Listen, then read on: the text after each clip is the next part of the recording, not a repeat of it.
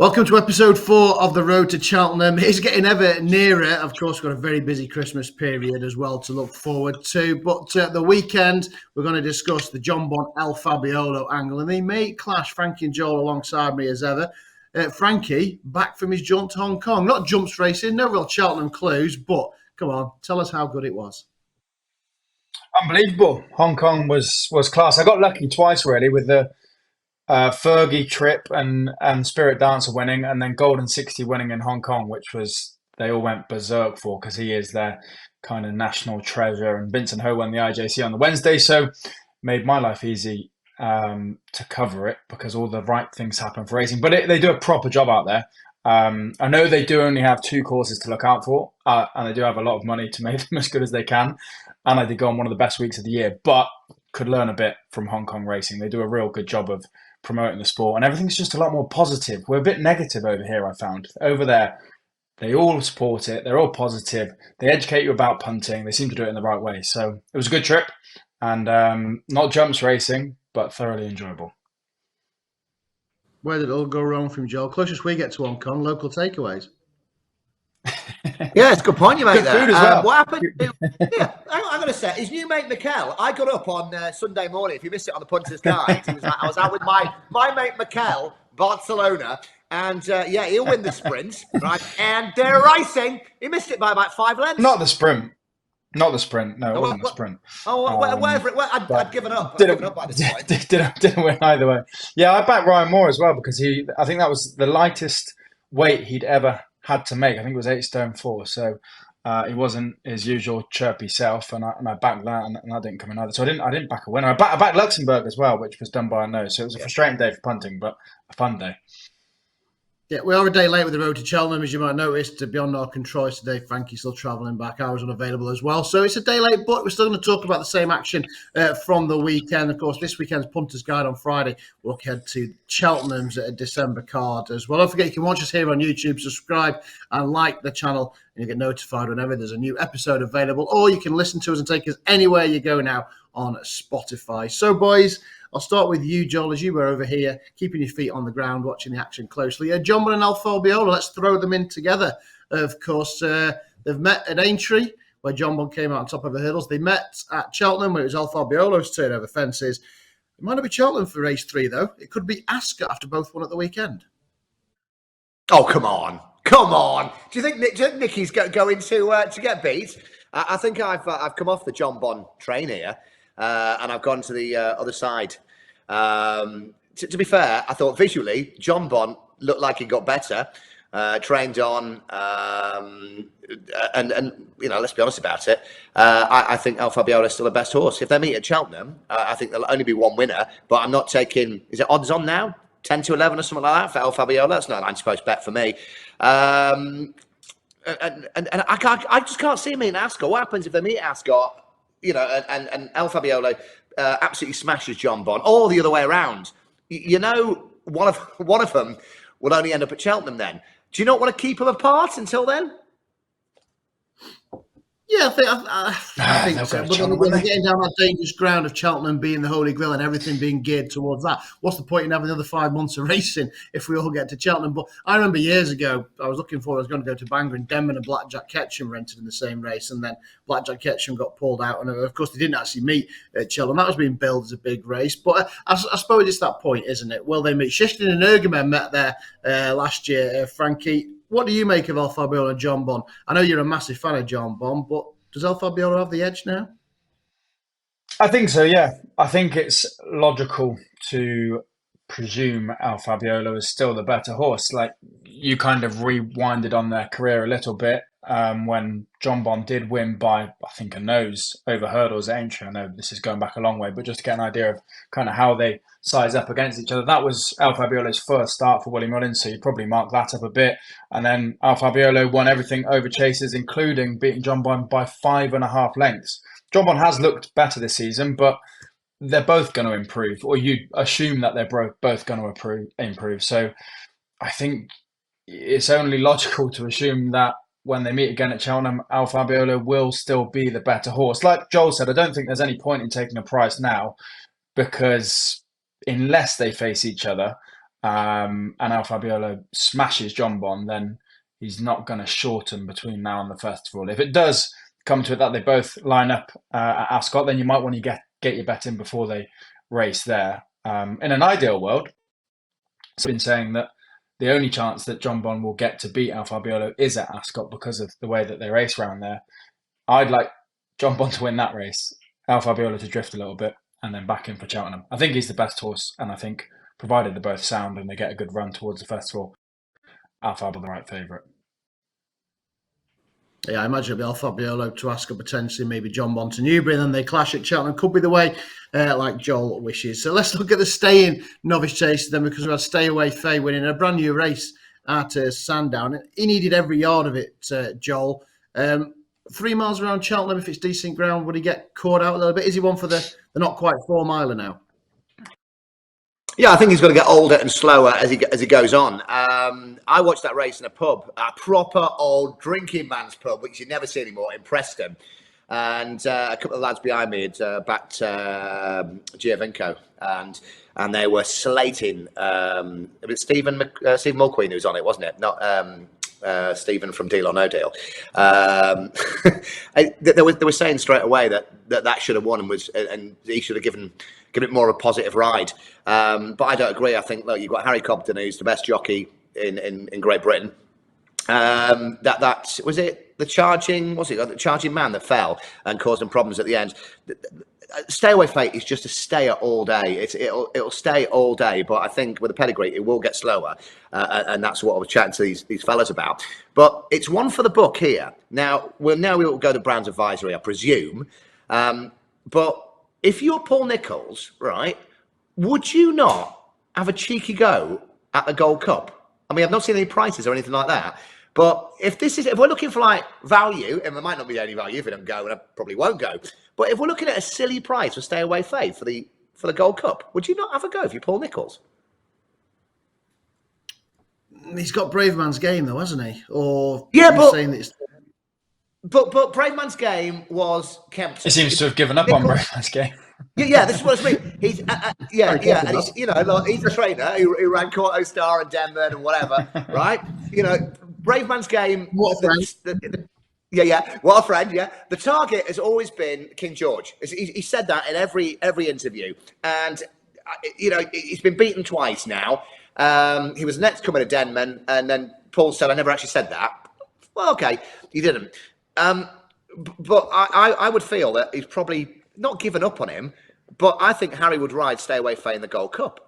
That's it. I don't think it's the craziest thing you've said. Well, it's not the craziest thing you've said, that's for sure. No, it's definitely the craziest thing you've said. Yeah. But you have got a point. Yeah, and he does just stay. You feel like with those horses that stay like that, you don't see the best of them until they go up against proper horses, do you? Because you never really know what they're going to find. I don't disagree with you, Joel. Okay, well, Matt, prices, Gold Cup. About 50s, I think. Yeah, I mean, you're still a novice, but you're going to be at least, I mean, at the minute, without knowing a no bet, you're looking at least 50s, aren't you? I mean, so he is still a novice. Yeah. He's only had 2 runs on offences, for Christ's sake. But... but hang on, this is the way racing's going now, isn't it? It used to be, we'd see him week in, week out. Oh, there's a cloud in the sky. We can't run them. We can't do this. Or we run them once and do all of this. But why not? We're changing it up. Why not? I'm much happier to sit on a fiver, 50-1 each way shot, first 4, than I am sitting on El Fabiolo hoping it doesn't get injured or doesn't face Jonbon in Clarence House. Oh, yeah. Naturally. I mean, I'm not giving up on Giovinco 42. I agree that loose horse called Carnage, he travelled the best. He's never got away from Stay Away Faye. He's just an out-and-out stayer. But I think on better ground, I tell you, the differential in prices, I am not giving up on Giovinco one bit. I think he is very, very good. So that was the staying division. What about the 2 mile division? At the end of the 8th, Le Patron went on to win it for Gary Moore. The outsider of the field, Frankie, being Colonel Harry, who stuck on. JPR1, again, I'm still not losing the faith in that. Peck on landing 2 out certainly halted his momentum, and then it was hard for him to get in that ground, back going up the hill, back on better ground. I still think he's a player in the 2 mile division.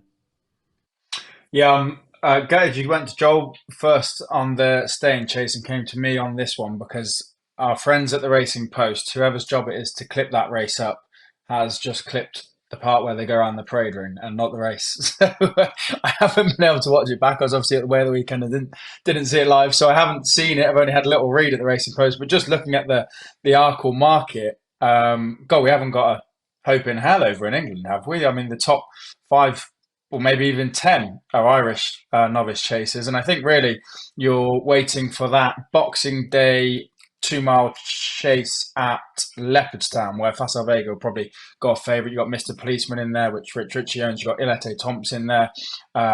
One of, I think, Gordon's in there as well. They're pretty much going to line up there. And that looks like the Arkle market will sort itself out after Boxing Day over in Ireland. Your mate, Marine National, who I'm doing a bit of you this year, Matt. We haven't seen him race, but I still think he's the most likely winner. So I find the Arkle market quite hard to make up at the moment. I'm kind of waiting till Boxing Day. I didn't see what happened at the weekend in England because Racing Post won't show me. And it's all aboard the Marine National train again. And so, yeah, Irish dominant. And I know Joel thinks Gaelic Warrior will win the Arkle, the Turners, the Brown Advisory, the Gold Cup and the boat race. But what did you make of that Henry Novices chase? I don't think it was a fluke. And David Noonan gave it a brilliant ride. It's his first grade 1, I believe, isn't it, as well? And when you talk to jocks about other jockeys, it's very different on the flats. I think everyone pretty much hates each other, unless you're Tom and Holly. Whereas the jump jocks are much more, friendly. And anytime you mention David Noonan, never met him before in my life, everybody says how underrated he is and what a nice guy he is. And if the Racing Post had put the video up for Frankie to watch, you'd have seen all the jocks coming over. A bit Jamie Moore-esque, when they all came out for Jamie Moore. I thought it was a brilliant ride. I don't think it was a fluke. JPR won. I thought it was one of the best bets of the weekend. I don't think that Peck on landing. I think he was beaten by then. I think it got a lot closer, but just lets himself down again. It wasn't jockey error. For Frankie, who hasn't seen it, this is what happened. Coming to 2 out, was it 3 out? And he just went like that, and on that ground couldn't close. But I don't think it was a fluke by any means. And Gary Moore had a treble at the weekend, a stable that's not been in terrific form. So I would say definitely not a fluke. And I was a bit cheesed off with JPR1 because I backed it the last twice, and I thought, and we said on the Punter's Guide, this is the day we get the money back, and we didn't. I can just tell you, Frankie, it looked nothing like that. But yeah, he did basically back on land, and I thought it was hard for him to get going again. Yeah, something like that indeed. Right, David Maxwell had a winner as well, Joe. Yeah, I know. It was honestly. Talking of jockey impressions. I thought Luke Morris had taken out a jumps license. He was the happy man. Fair play to him. No. Don't mind David Maxwell. I wasn't going to mention the Gary Moore. I was going to mention the Gary Moore trouble because it did involve Nassalam. It did involve the Nat. It involved the Nat. Let's forget about Nassalam. Well, obviously being away, I didn't give Chepstow the credit it deserved, and I didn't look at Chepstow. I thought I'd leave that one and just stick to the better cards. And yeah, Nassalam went in by 6 lengths on the hard held by a 3-1, something like that. Disgraceful. Ardell, it was Ardell, although saying that, I don't think he wanted to go another yard. The way he stopped very quickly at the line, he may have been getting only. I'm not sure if he'll see out the Welsh national trip. We will find out. But yeah, I'll give you the nap. It was a winning nap spirit, Dano. Bring you back down to earth with a bump as well. With Nassalam finally winning with Frankie not on. And I know you can't see this on Spotify, but is that a really small cup, John? Have you got massive hands? No, hey, I've got massive hands, I tell you. There you go, look at those. No, it's from Manchester Market. You get the mulled wine in. So they're not going to give you a big one, are they? And about if you said that any quicker, then people will be questioning what we're looking at. A small cup. It's a mug. Yeah, the 4th mug on the show. Right, let's have a look at some novice hurdles then, because there's a few, wasn't there? Deafening Silence, ground out victory to win at Sandown. Search for Glory won at Cork on Sunday as well. And the one that I really thought was impressive was the newest one. All right, it was not probably the strongest race at Chepstow, but after going 3 miles in soft ground, I've not seen a horse sprint to the line as quickly as he did. Opened up, I think it was 19 lengths in the end, and I'm sure he's related to the new one as well, for Nigel Twiston-Davis, another trainer who had a good weekend. It was only novice hurdle, the others were in graded company, but he could be one for the Albert Bartlett potentially, Joel. We say that every week. Well, I feel like I say it every week. Visually, you don't know what he's beaten, but he looked really good. And once you put him against better horses at a better track, he might not be as good. But out the three that we're going to look at, Deafening Silence, Search for Glory, newest one. That was the one for me that I thought, oh, hang on a second, I might have a little few quid on this, because we're getting there 3 months out now, and I say I'm sitting on a 50-1, probably non-runner in a Gold Cup.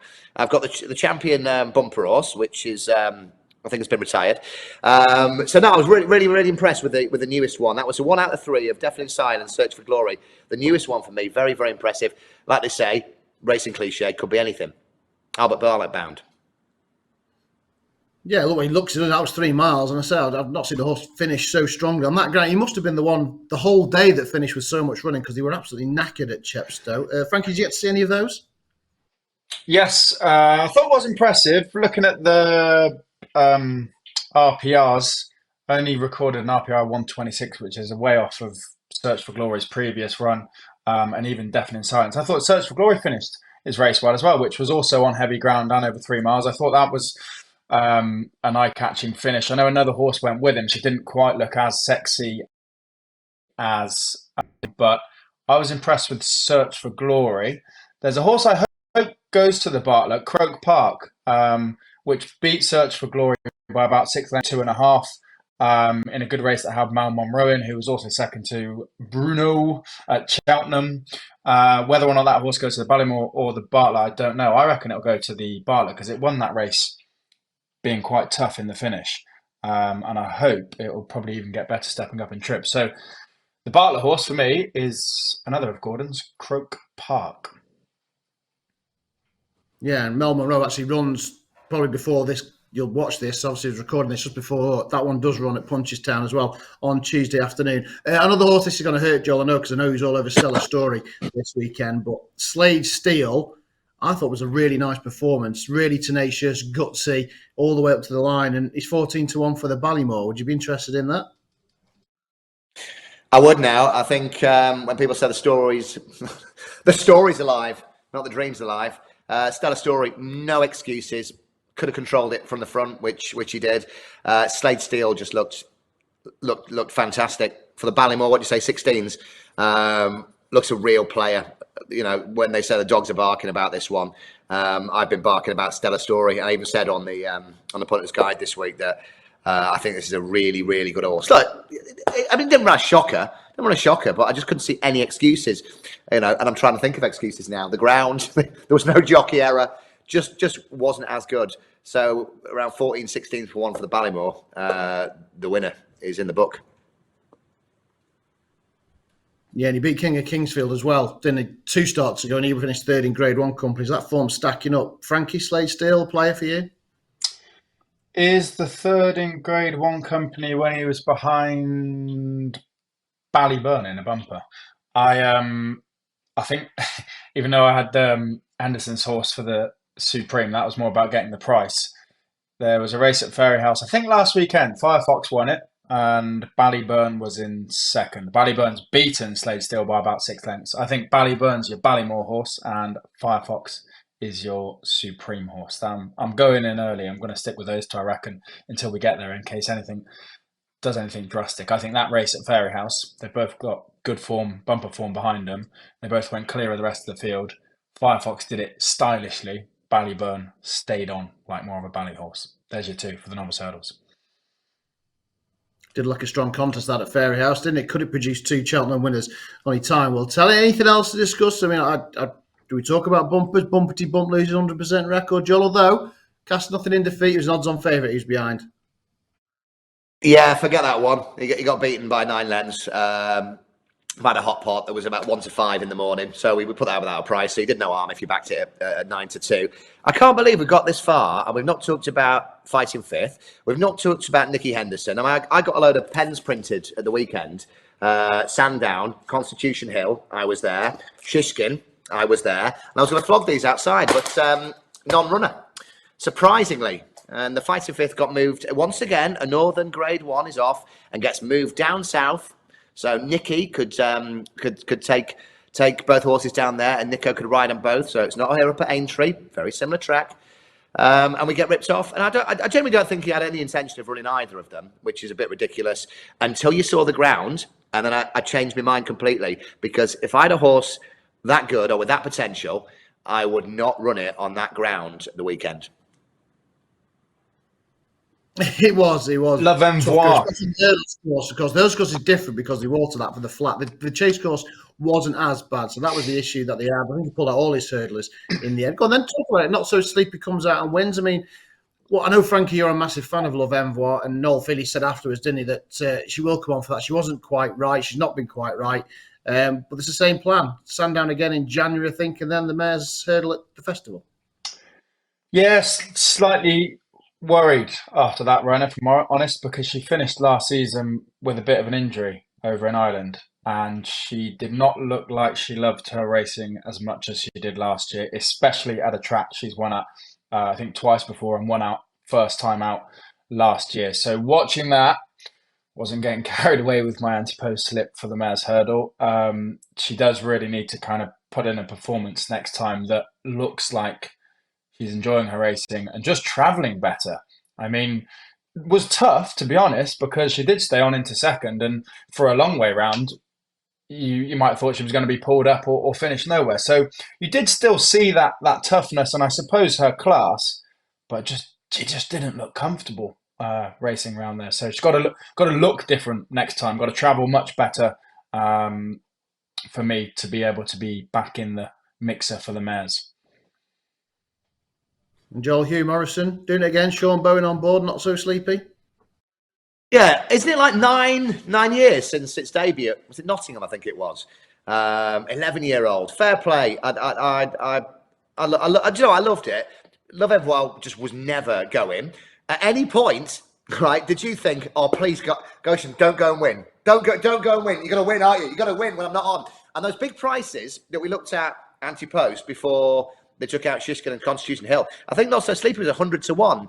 And I would have said, oh, 11-year-old, we'll put a line through that. I thought Goshen was going to win, but obviously went off too quick. And the other one was gambled on.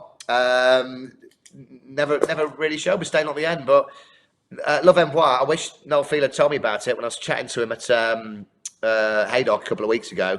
I asked how La Venvoie was, and no, we're getting there. All roads lead to Sandown, but not the winning post.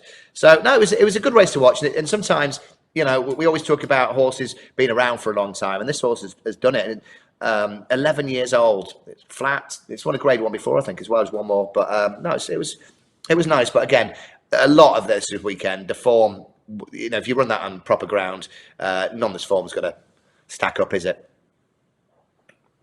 I think that is key, and that's something that you certainly think about the form right now in this ground. If it's very different come Cheltenham, everything will be reversed or out with, you know, not even looking at these kind of results on this ground. Everything will get changed. October 2014 in a 1 mile Class 5 maiden. He made his debut. At Nottingham.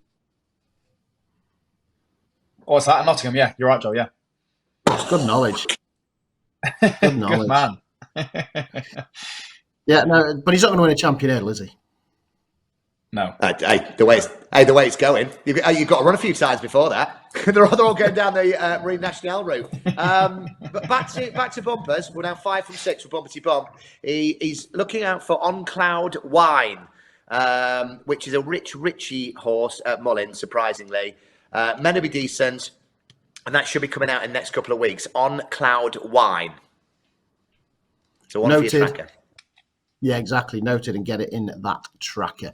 Right, boys, I think that wraps up. Nothing else that we need to discuss from this weekend. Of course, next time we meet will be on Monday. We'll be discussing Cheltenham, looking back to this weekend. And you know what? We'll even have a long-range look at some of the Christmas markets as well. Not those Christmas markets, the Christmas anti-post markets. For the King George, some of those, exactly. That's what made me think. Joel's going to be flogging some pens. I was there. Quick. Yeah, Brave Man's game. Your Brave Man's game, Pen.